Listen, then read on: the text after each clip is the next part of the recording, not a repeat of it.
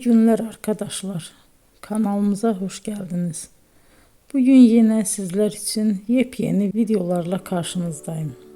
İki başarılı oyuncularımız Elçin Sangu ve Barış Ardus'tan güzel paylaşımlarını sizler için hazırladık.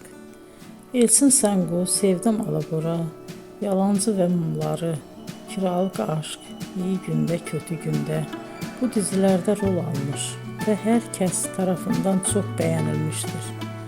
Biz de Elçin Sangu ve Barış Ardus'tan en güzel sempatik fotolarını sizler için hazırladık.